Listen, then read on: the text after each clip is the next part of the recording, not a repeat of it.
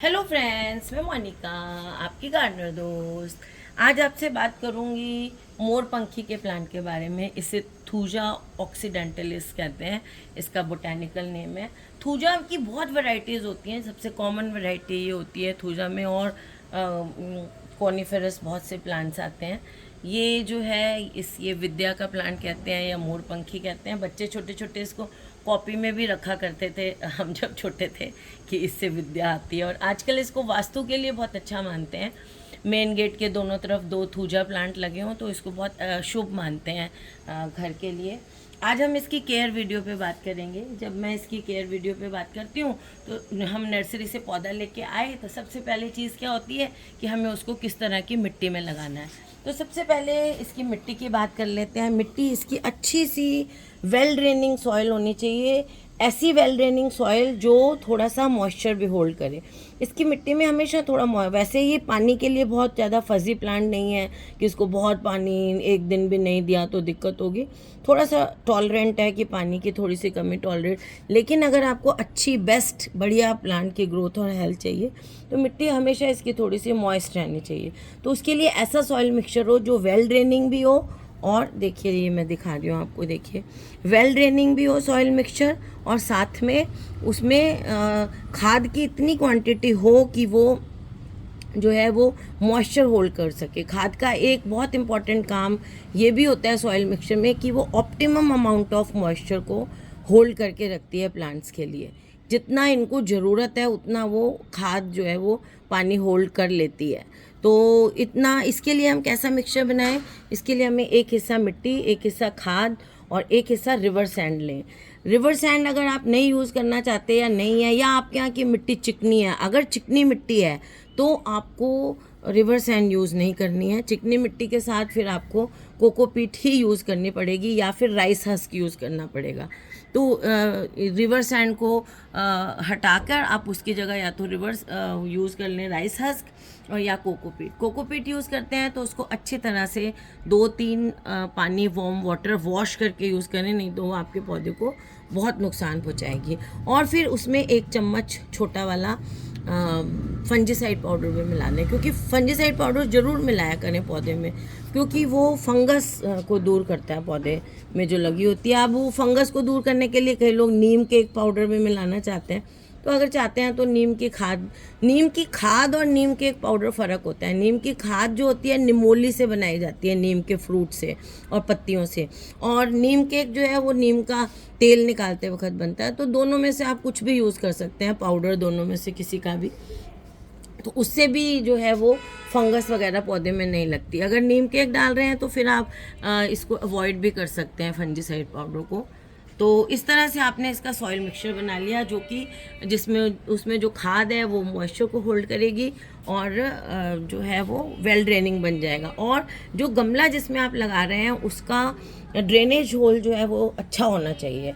ये नहीं है कि उसमें पानी आपने कितनी भी अच्छी मिट्टी बना ली, लेकिन गमले के नीचे से एक्स्ट्रा पानी निकलेगा नहीं, तब तक उस मिट्टी का कोई फ़ायदा नहीं है। वेल ड्रेनिंग होगी तो भी उसमें पानी जाए कहाँ निकल के? ड्रेन होने के लिए होल भी चाहिए, है ना। तो वो होल जो है वो अच्छा होना चाहिए इसमें।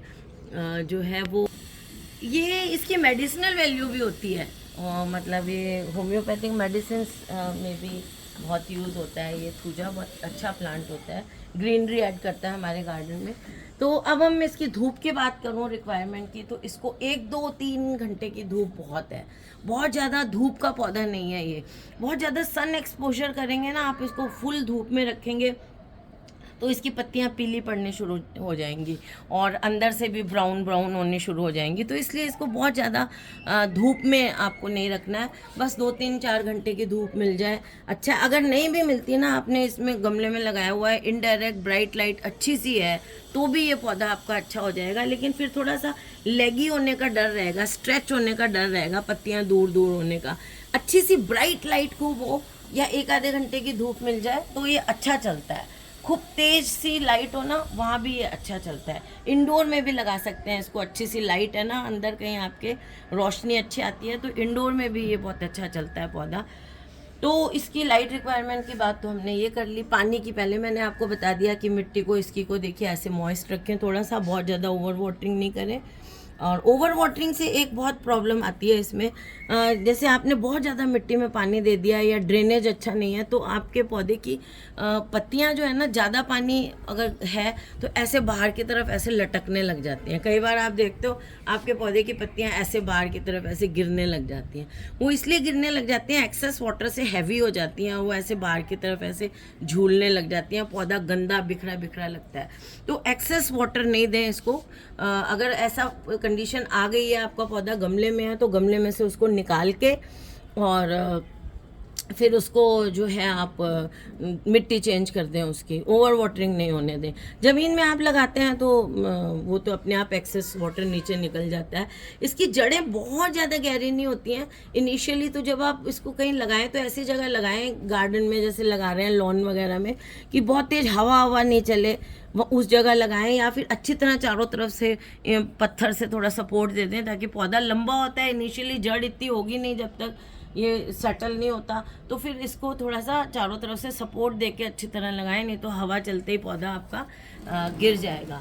अब मैं अगर प्रूनिंग की बात करूं तो जैसे बारिश का मौसम है या फरवरी वगैरह का है, तो आप इसको अच्छी सी ऐसे प्रूनिंग, जैसे देखिए ये बाहर निकल रही हैं, ग्रो हो गई इस तरह से, तो इनको अच्छी तरह से ऐसे आप शेप में, वैसे तो ये पौधा ग्रो ही अच्छी तरह से करता है, लेकिन आपने देखा होगा कि जिनके यहाँ लॉन है बड़े बड़े लगे हुए हैं तो माली जो है ना वो आते हैं कि आपके मोर पंखे की, हमारे यहाँ तो ऐसे ही होता था पहले जब हमने ज़मीन में बड़े बड़े लगाए हुए थे, माली आके कहते थे आपके ना मोर पंखी को हम फ्री में प्रून कर देते हैं, बस इसके पत्ते ले जाएंगे। तो वो भुक्के वगैरह में पत्ते यूज़ कर लेते थे। देखिए अब ये ऐसे बाहर को आ रहे हैं ना, तो इसकी अच्छी तरह से प्रूनिंग कर देंगे तो और ज़्यादा पत्तियां इसमें निकलेंगी, क्योंकि बारिश का मौसम जो है ग्रोइंग सीज़न होता है, इसमें पौधों को, अच्छा जैसे हमारे यहाँ इस बार बारिश नहीं हुई है तो भी जो एटमॉस्फेयर में मॉइस्चर होता है ना, एक साइकिल होता है ना साल का, कि इस महीने में ये, तो मतलब वो जो है आपका पौधा जो है वो इस टाइम मॉइस्चर में ग्रोथ लेगा ही लेगा। तो आप इस तरह से पौधे की जो है फरवरी में कटिंग भी कर सकते हैं, जब इसका ग्रोइंग सीज़न है फरवरी में। और इस मौसम में, अभी जो मौसम चल रहा है, इसमें सबसे अच्छा रहता है। बारिशों में आप इसकी कटिंग कर दें और बारिश के पानी में खूब नाइट्रोजन होगा, तो आपका पौधा अच्छी शेप अगर आप देना चाहते हैं, अब जब ये ग्रो करेगा तो अच्छी टिप ना काटें तो अच्छा है। टिप अगर आपने काट दी ना, जैसे अब मैं यहाँ से इसकी टिप नहीं काट रही हूँ, टिप अगर ऊपर से यूं काट देंगे ना हम, तो इसकी ग्रोथ रुक जाएगी, फिर ये बस सिर्फ चौड़ा चौड़ा फैलेगा, लंबाई में नहीं जाएगा। तो यहाँ से टिप नहीं काटें, टिप को रहने दें अगर आप पौधे को लंबा चाहते हैं। अगर नहीं चाहते हैं तो फिर टिप काट दें, तो आपको पौधे की ग्रोथ, अपर ग्रोथ जो है वो लंबाई में ग्रोथ होना इसका रुक जाएगा। देखिए ये जो पौधा है ना, ये मैंने इतना सा लगाया था जब मैं लाई थी, और मैंने उस पर वीडियो भी बनाया था, शायद 2 साल पहले की वीडियो कब की, इतना सा था छोटे से गमले में लगा हुआ। और अब देखिए ये, अगर ये ज़मीन में होता ना तो अभी तक ये बहुत बड़ा हो जाता, लेकिन क्योंकि ये गमले में है तो इसकी थोड़ी लिमिटेड ग्रोथ रहती है, मैं कटिंग भी करती रहती हूँ, तो ये इतना ज़्यादा ग्रो नहीं करता है। अगर ये लगा होता ज़मीन में तो बहुत ग्रो कर लेता। अब चलिए हम खाद की बात कर लेते हैं, क्योंकि ये पत्तियों के लिए लगाया जाता है, तो इसमें जो खाद है ना, नाइट्रोजन रिच खाद इसको चाहिए होती है। लेकिन फरवरी के बाद जब इसकी ग्रोथ का पीरियड आता है, गर्मियों में ये ग्रो करता है अच्छा, तो लेकिन धूप नहीं मिलनी, स्कॉचिंग हीट नहीं मिलनी चाहिए इसको, बहुत सड़ रहा है गर्मी में, ऐसा नहीं होना चाहिए। इनडायरेक्ट ब्राइट लाइट में अच्छा सा ये पड़ा हो तो ये गर्मियों में ग्रोथ करता है। तो गर्मियों में जिन दिनों ये ग्रोथ करता है ना, उन दिनों इसको 15-15 दिन के बाद एक दिन आप एक बार जैसे आपने DAP दे दी, और फिर उसके 15-20 दिन बाद थोड़ा सा पोटाश का पाउडर आता है, वो ऐसे रिम के साथ साथ ऐसे दे दें। जैसे आपने ये DAP ली, ऐसे रिम के साथ साथ आधा चम्मच या 1 चम्मच लेके यूं रिम के साथ साथ दे दें। फिर 15-20 दिन बाद पोटाश का पाउडर आता है, वो रिम के साथ साथ दे दें। तो गर्मी गर्मी आप इसको जो है एक आधी बार फरवरी में और मार्च में, बहुत ज़्यादा जैसे जून होता है ना, जून में मैं मना करती हूँ कोई खाद नहीं देनी पौधे को, जून में नहीं दें। मई मिड से 15 मई तक आप ऐसे कर सकते हैं कि 15-15 या 20-20 दिन बाद इसमें ऑल्टरनेट जो है, एक बार तो दे दें आप DAP आधा चम्मच 1 चम्मच, बड़ा पौधा है तो एक छोटा चाय का चम्मच, छोटा पौधा है तो आधा छोटा चाय का चम्मच। और 15 दिन में, जैसे 15 दिन में आपने DAP दी, उसके 20 दिन बाद आप पोटाश का पाउडर दे दें 1 छोटा चम्मच, उसके फिर 20 दिन बाद आप DAP दे दें। 15 मई तक ऐसे करना है आपको, फरवरी से लेके। और बरसातों के दिनों में तो इसको मिल जाता है नाइट्रोजन बहुत अच्छा। और फरवरी में और सितंबर में साल में 2 बार इसको अच्छा सा गोबर का खाद या वर्मी कंपोस्ट देना है आपको, अच्छा सा। उसके लिए क्या करना है कि जो भी आपका गमला है, जिस भी साइज़ का गमला है, उसमें 1 से 1.5 इंच इतनी लेयर आपको किसकी बनानी है, खाद की बना देनी है। ऊपर की मिट्टी इतनी इतनी पौधे की निकाल दीजिए आप, जैसे मैंने ऊपर की इतनी इतनी मिट्टी निकाल दी, मान लो ये निकाल दी मिट्टी इतनी इतनी। और इसकी जगह क्या करूँगी, मान लीजिए ये खाद है, एक लेयर खाद की बना दूँगी, इतनी लेयर खाद की बना दूँगी। और उसके ऊपर एक फाइनल जो लेयर बनाऊंगी वो एक सादी मिट्टी की बना दूंगी ऐसे। अब ये तो वही मिट्टी है, लेकिन उसके ऊपर एक लेयर सादी मिट्टी की बना देनी है, ताकि ये जो खाद है वो हल्की होती है, वो पानी देने से बाहर नहीं गिरे वो उठ के। तो ये चीज़ आपको ध्यान रखना है इसकी केयर में, कि खाद आपको एक बार फरवरी में और एक बार सितंबर में अच्छी सी देनी है। और बाकी सारा साल जो है ना, ये वैसे बहुत ज़्यादा हैवी फीडर प्लांट नहीं है, लेकिन फिर भी बाकी जैसे बाकी साल मैं क्या करती हूँ कि हर 20 दिन में एक बार अपने पौधों को थोड़ा सा लिक्विड फर्टिलाइज़र देती हूँ। तो वो लिक्विड फर्टिलाइज़र आप इसको मंथ में एक बार दे सकते हैं। तो इस तरह से आपका पौधा हरा भरा, अब जैसे मैंने कटिंग की है, नई नई पत्तियां निकलेंगी तो और हरा भरा होगा। ये मेरा जो है ये थोड़ा धूप में रहता है, आप थोड़ा जितना कम धूप में रहेगा आपका पौधा उतना ज़्यादा हरा भरा रहेगा। और कटिंग थोड़ी सी करती रहेंगे ना, प्रूनिंग, बहुत हार्ड प्रूनिंग नहीं करनी है। मैं सोचूं यहाँ से नीचे नीचे से अच्छी तरह खूब सारा काट दूँ, तो ऐसी प्रूनिंग नहीं करनी है हमें।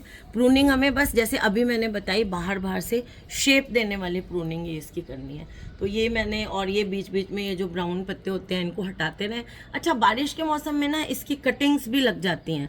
मैं तो अभी तक एक बार लगाई थी मैंने, बहुत अच्छी तरह नहीं लग पाई है मेरी, लेकिन जैसे ये थोड़ी सी ब्राउन वाली होती है ना डंडी, इस तरह की, चलिए आपको दिखा दूँ एक बार, शायद अभी लगा भी दूँ। ऐसी डंडी लेके उसको नीचे से आप ये सारे पत्ते वत्ते उसके ऐसे हटा दें, ऐसे हटा दें।